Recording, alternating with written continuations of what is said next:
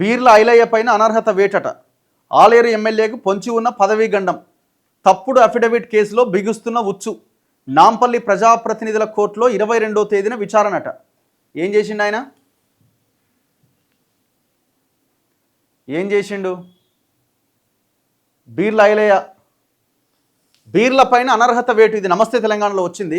Aleru MLA ఐలయ్యకు పొంచి ఉన్న గండమట. అఫిడవిట్లో తప్పుడు సమాచారం ఇచ్చిండట.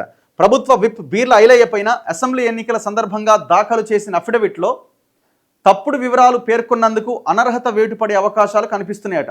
ఉద్దేశపూర్వకంగా తప్పు చేయలేదని పేర్కొంటూ బీర్ల ఐలయ్య న్యాయవాది కోర్టులో అఫిడవిట్ వేసిండట. తప్పు జరిగింది కానీ ఉద్దేశపూర్వకంగా చేయలేదు అని చెప్పిండట.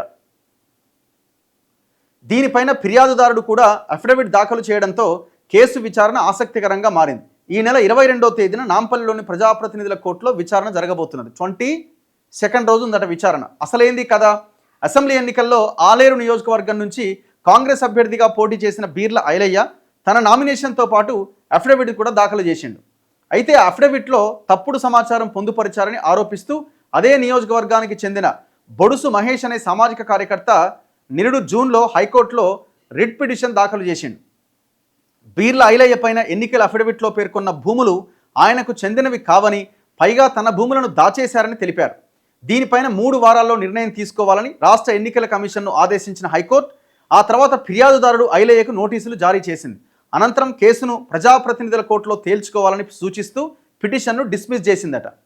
అంటే ఏ భూములు? స్పెక్ట్రా భూములా ఏంది? స్పెక్ట్రాకు నాకు సంబంధం లేదని అంటాడు ఆయన. కానీ మరి స్పెక్ట్రా భూములా ఇంకా వేరే భూములా? లేని ఉన్నట్టు, ఉన్నాయి లేనట్టు ఏం చూపించిండు? లేని భూములు ఉన్నట్టు, ఉన్న భూములు లేనట్టు.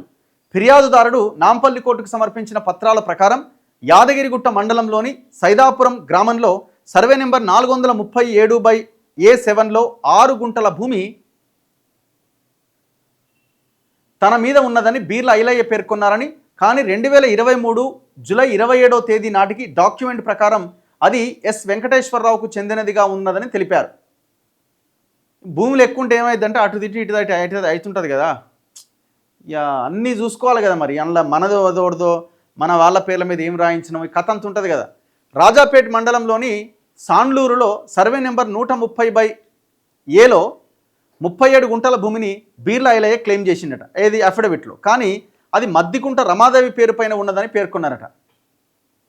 వీళ్ళు చూసుకోనట్టుంది. ఇప్పుడు కొన్నప్పుడు ఎట్లుంటుందంటే ఈ లీడర్లు వీళ్ళంతా ఏం చేస్తారు, ఎక్సెస్ ఉన్నప్పుడు ఏం చేస్తారు, వేరే పార్లమెంట్ పేర్ల మీద రాస్తారు కదా. ఇది ఎట్లన్నా అనుకోవచ్చు అది. సో ఇది మన పేరు మీదనే ఉన్నది, ఇది మన భూమే కదా అని దానిలో పెట్టి ఉంటారు. కానీ యాక్చువల్గా ఏంటంటే అది వేరే వాళ్ళ పేర్ల మీద రిజిస్ట్రేషన్ చేయించి ఉంటారు. ఆయనదే అయి ఉంటుంది. కొంతమంది బినామీ అనుకోవచ్చు, ఇంకోటి అనుకోవచ్చు. భువనగిరి మండలంలోని చందుపట్లలో సర్వే నెంబర్ 23/Eలో ఎకరమట. సర్వే నెంబర్ 23/A9లో ఎకరం 2 గుంటలట. సర్వే నెంబర్ 25/E2లో 2 గుంటలట. సర్వే నెంబర్ 25లో ఎకరం భూములు ఉన్నాయని చూపించారట. అయితే ఆ భూములు సుబ్బూరు మహేంద్రకు చెందినవిగా డాక్యుమెంట్లు స్పష్టం చేస్తున్నాయట. మరి ఎట్లా ఇన్ని భూములు ఆయన కాకుండా ఎట్లా పెట్టిరు? భువనగిరి మండలం చందుపట్లలోని సర్వే నెంబర్ 18/A/1లో ఎకరం 20 గుంటలు బీర్ల ఐలయ్య భార్యకు చెందిన భూమి అయినప్పటికీ అఫిడవిట్లో ఆ విషయం చెప్పలేదట. ఉద్దేశపూర్వకంగా తప్పు చేయలే. బీర్ల ఐలయ్య తరపు లాయర్ ఏప్రిల్ 24వ తేదీన నాంపల్లి కోర్టులో కౌంటర్ దాఖలు చేశారు. తన భార్య పేరు పెళ్లికి ముందు సుబ్బూరు మహేంద్ర అని, చందుపట్లలో బీర్ల అనిత పేరు పైన ఎలాంటి భూములు లేవని ఐలయ్య స్పష్టం చేశారు. అయితే ఎన్నికల ప్రచారం సమయంలో హడావుడిగా అఫిడవిట్ తయారు చేశారని, అందుకే తప్పులు దొర్లినాయని, టైపోగ్రాఫికల్ తప్పులు జరిగినాయని, ఉద్దేశపూర్వకంగా చేసినవి కావని పేర్కొన్నారు. ఈ నెల 22వ తేదీన కేసుపైన విచారణ జరగబోతున్న నేపథ్యంలో ఫిర్యాదుదారుడు మహేష్ మాట్లాడుతూ కోర్టులో తప్పకుండా తమకు న్యాయం జరుగుతుందని, కేసు నిరూపితమైతే ఐలయ్యకు 6 నెలల జైలు లేదా జరిమానా విధించే అవకాశం ఉంటుందని చెప్పారు. తప్పు జరిగిందని 100 రూపాయల జరిమానా విధించినా ఆ వెంటనే బీర్ల పైన అనర్హత వేటు పడుతుందని, వచ్చే 6 ఏళ్ల పాటు ప్రత్యక్ష ఎన్నికల్లో పోటీకి ఆయన అవకాశం ఉండదని చెప్పారు. ఒరే మీది పెద్దగానే ఉందిగా. ఇప్పుడు విషయం ఏంటంటే మిస్టేక్ జరిగిందని ఆయనే ఒప్పుకుంటుండట. అయితే మరి ఇప్పుడు చూడనట్టుగా తప్పు జరిగింది అని అంటే కుదరదు కదా. ఇప్పుడు స్క్రూట్నీ నామినేషన్ వేస్తాం. నామినేషన్లో స్క్రూట్నీలో కొందరు పోతుంటారు. ఇప్పుడు ఆ ప్రాంతంలో ఉన్న వాళ్ళది కాకుండా వేరే వాళ్ళతో సంతకం పెట్టేయడము రకరకాలుగా జరుగుతుంటాయి. నేను అది చూసుకోలే నేను మళ్ళీ పెట్టిస్తా అంటే కుదరదు కదా, స్క్రూటీలో తీసేస్తారు కదా నామినేషన్ని. మరి ఇప్పుడు ఇక్కడ ఎట్లా జరుగుతుందన్నది చూడాలి. ఎందుకంటే ఉద్దేశపూర్వకంగా తప్పు చేయలేదని ఆయనే అఫిడవిట్ వేసిండట. మరి తప్పు జరిగిందని ఒప్పుకుంటున్నప్పుడు సరే ఇందులో అవినీతి ఉన్నదా లేదా, ఆ భూములు ఎవరివన్నా తర్వాత తేలుద్దాం. ఉన్న విషయాలను అయితే ఉన్న విషయాలుగా ఫ్యాక్ట్స్ అయితే అందులో పొందుపరచాలి.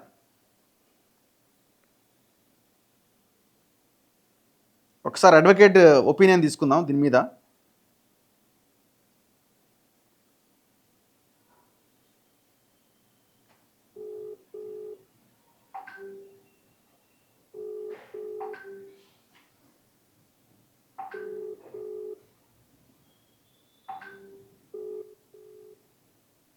Hello sir. సార్ నమస్తే సార్. నమస్తే. లైవ్లో ఉన్నారు సార్ మీరు. ఇప్పుడు ఒక వార్త వచ్చింది, బీర్లా ఐలయ్య మీద అనర్హత వేటు పడే అవకాశం ఉంది. ఆయన ఎలక్షన్ నామినేషన్ వేసే సందర్భంలో అఫిడవిట్లో కొన్ని భూములకు సంబంధించిన వివరాలు వేరే వాళ్ళ ఈయన అఫిడవిట్లో రాసిరని, ఆయన భార్య పేరు మీద ఉన్న భూమి దాచిపెట్టిండని ఏదో కొన్ని వార్త వస్తే ఒక ఆయన పిటిషన్ వేసినాడు, మహేష్ అని అతను వేసినాడు. అయితే వీళ్ళు కూడా అఫిడవిట్ వేసినాడు, ఇది ఉద్దేశపూర్వకంగా చేయలేదు, చిన్న చిన్న మిస్టేక్స్, టైపింగ్ మిస్టేక్స్ జరిగినాయి అని. ఇప్పుడు 22వ తేదీన విచారణ ఉన్నది. ఇప్పుడు టైపింగ్ మిస్టేక్ జరిగిందని చూసి చూడనట్టుగా చేసినామని కోర్టు ఏమైనా క్షమించడానికి ఏమైనా అవకాశం ఉంటుందా? చిన్న చిన్న జరిమానాలో ఇంకేదైనా జనరల్ గా ఏంటంటే యాక్చువల్ ఏంటంటే ఆ కేసు నేనే డీల్ చేస్తున్నాను ఆ మహేష్ తరఫున. ఓహో, మీరేనా అడ్వకేట్?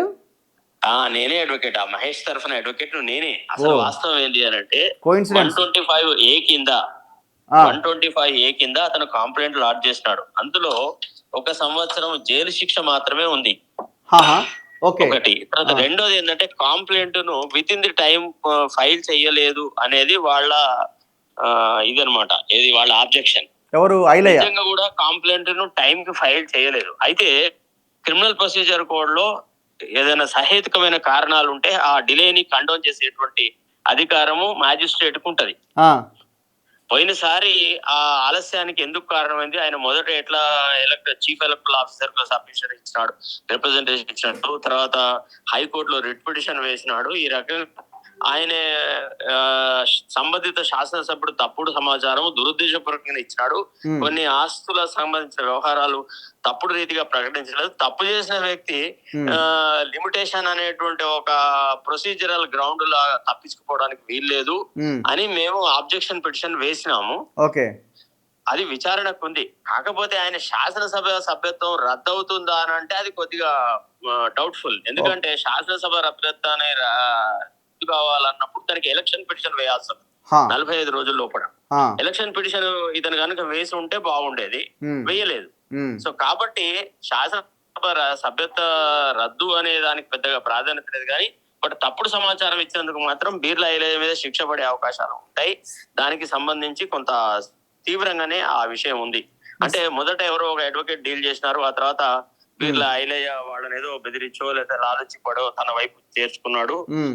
రకరకాలుగా తను పెట్టుకున్నటువంటి న్యాయవాదులు అందరూ అమ్ముడు పోతున్నారని ఆ మహేష్ నా దగ్గరికి వచ్చాడు, అన్న మీరే ఈ కేసు చెయ్యాలా అని. అంటే నేనే ఆ కేసు డీల్ చేస్తా ఉన్నాను. ఇది సంగతి. సో మొత్తం నేను మీకే ఫోన్ చేసిన అడ్వకేట్ కే. సో ఇప్పుడు మరి మీరేమైనా ఆర్గ్యూ చేస్తున్నారు సార్? ఆయన మీద వేటు వేయాలన్నది ఆర్గ్యుమెంటా మీది? లేదు అంటే ఆయనకు శిక్ష పడాల్సిందే. ఎందుకంటే తప్పుడు సమాచారాలు ఇచ్చి దొంగ మార్గాల ద్వారా రకరకాలుగా ఆస్తులు సంపాదించి ప్రజా జీవితాన్ని కలుషితం చేసిన వ్యక్తులు ప్రజలకు వాస్తవాలు చెప్పకపోగా పవిత్రమైనటువంటి ఆ ఎఫిడవిట్ లో తప్పుడు సమాచారం ఇచ్చి మాది పొరపాటు జరిగింది, టైపిస్ట్ పొరపాటు చేసిన అంటే టైపిస్టులు పొరపాటు చేస్తే బీర్లా ఐలయ్యలో ఈర్లా అని రాస్తాడు. అంతేగాని దాంట్లో ఆస్తి వివరాలలో టైప్ ఎర్రర్స్ ఎక్కడ ఉంటాయండి? మీ అనుమానం ఏంటి సార్? వీళ్ళంతా మరి ఎట్లా ఈ పేర్లు ఎట్లా అందరూ అందరు అలారీలేనండి, కావాలనే తప్పుడు సమాచారం ఇచ్చినారు. వాళ్ళకున్న సంపదను బహిర్గతం చేయకుండా ట్రై చేసినారు, రకరకాల వ్యవహారాలు చేసినారు. తప్పకుండా ఇప్పుడు తప్పుడు సమాచారం అంటే అందులో కనబడకుండా చేస్తారు, కానీ వేరే వారి పేర్ల మీద ఈయన రాసుకుంటారని అంటున్నారు కదా. అదే అట్లాంటి ఆరోపణలు ఉన్నాయి. అవన్నీ రేపు ఎగ్జామినేషన్ జరుగుతుంది, అది అప్పుడే రేపే ఏదో బీర్లా ఐలయ్యకు శిక్ష పడుతుందని మాట్లాడడం అంత సరైన పద్ధతి కాదు. Okay, anyway thank you. Right sir, thank you. So ఇదన్నమాట విషయం. ఇప్పుడు వాళ్ళే ఒప్పుకుంటున్నారు ఏదో టైపింగ్ ఎర్రర్స్ మిస్టేక్స్ ద్వారా జరిగిందని. ఏదేమైనా తప్పు జరిగిందన్నది అయితే వాస్తవం. మరి ఇప్పుడు ఆ రమాదేవో ఇంకెవరో వాళ్ళ పేర్ల మీద ఉన్న భూములు మీరు ఎట్లా రాసుకుంటారు? జనరల్గా ఎట్లుంటుందంటే రాజకీయ నాయకులది ఈ పెద్ద పెద్ద వాళ్ళది ఎట్లుంటుందంటే వాళ్ళు వాళ్ళ బినామీల పేర్ల మీద వాళ్ళ పేర్ల మీద రాస్తుంటారు. మరి ఇది ఈ భూమి రమాదేవి మన ఈ మనకు సంబంధించిన ఆమె కదా, ఆమె మనకు సంబంధించిన ఆమె కదా అని చెప్పి మన భూమి అని చెప్పి రాసుకున్నారా? ఏం జరిగింది ఇన్వెస్టిగేషన్లో తేలాలి. ఇట్లా ఇప్పుడు ఈయన రాసిండు కాబట్టి దొరికిండు అంతే. ఇట్లా దొరకని వాళ్ళు ఎంతమంది? బొచ్చడు. మొత్తం అందరూ వాళ్ళ వాళ్ళ బినామీల పేర్ల మీద భూములు కథ వ్యవహారం ఉన్నోళ్ళే కదా. ఈయన ఏంటంటే మరి ఎవరిని పెట్టుకున్నాడో సరిగ్గా పెట్టుకున్నట్టుంది, లేకపోతే ఆయనకి డబ్బులు ఇచ్చి ఉండడు, లేకపోతే ఆయనకి సరిగ్గా ఇది చేసి ఉండడు, ఇరికిచ్చి పడేసినారు.